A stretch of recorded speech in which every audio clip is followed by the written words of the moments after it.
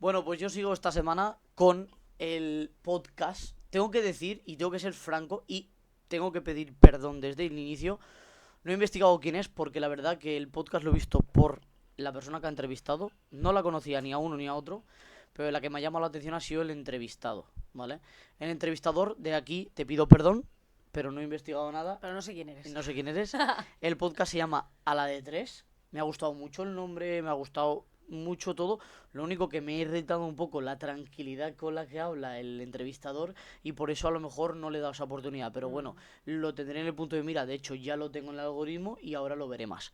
Estoy hablando de A la de Tres y estoy hablando de un invitado que ha sido mi descubrimiento y de hecho es el podcast, mi podcast preferido de esta semana por el invitado. Es que es muy bestia, me ha gustado muchísimo. De hecho, a los niveles de que lo sigo ahora en YouTube y veo sus vídeos diarios también, como Juan Ramón Rayo.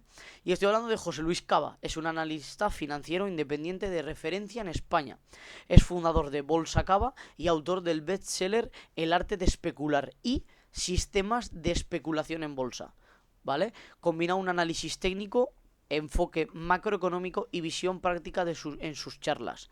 Tiene un estilo que de esto de hecho es cosa mía, porque he dicho que he sentido al escuchar este hombre. Este hombre es contundente, directo, enérgico e intenso. O sea, tiene una intensidad, deja huella, y de ahí es que sea mi podcast favorito. Hablo un poquito del contexto general del podcast, ¿vale? Es un podcast sólido y directo, lleno de energía. La verdad que choca mucho la energía del entrevistador, perdón, del entrevistado con el entrevistador. Es como el entrevistador es muy tranquilo y José es muy, muy intenso. O sea, estás Es como, escuchándolo y... bueno, cuéntame, ¿cómo harías tú las inversiones? Pues cuando... Pues ya las que... Sí, literal, ¿vale? Y vamos a los temas. Temas, hablan de geopolítica y economía y guerra política. Solo con esto, si te gusta, por favor, ves y escúchalo. Habla de Estados Unidos y China, énfasis en que la guerra por influencia económica y mercados, imperativo es frenar a China, acusa a su gobierno de subvencionar empresas y falsear datos de inversión. Estados Unidos tendría motivos para preocuparse. ¿Qué pasa? Porque Temu, porque todas estas aplicaciones chinas son tan baratas. Uy, es que esto no puede salir rentable, efectivamente, no es rentable. Y los datos son falseados porque China subvenciona a esas empresas para que puedan captar la mayor parte del mercado y poder llegar a ser la potencia que son.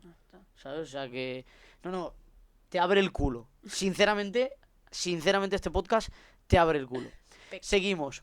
Fed y el gasto público. 2026 anuncia que Donald Trump controlará el gasto público en 2026. La Fed, de hecho, el presidente de la Fed ahora se le acaba el contrato y ahora Donald Trump va en 2026, seguramente, todos son especulaciones, va a meter a una persona de su agrado y va a controlar el gasto público. ¿Qué pasa? Al controlar el gasto público tienes ya todo controlado y puedes hacer lo que tú quieras. ¿Qué pasa?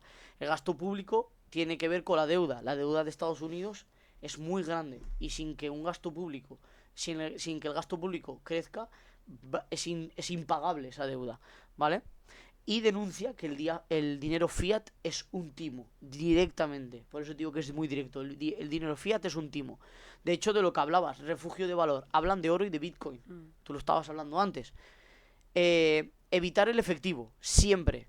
El conocimiento, y de hecho habla muy bien de este tipo de cosas. El conocimiento es el verdadero patrimonio. Los ricos son quienes entienden, no quienes poseen lujos.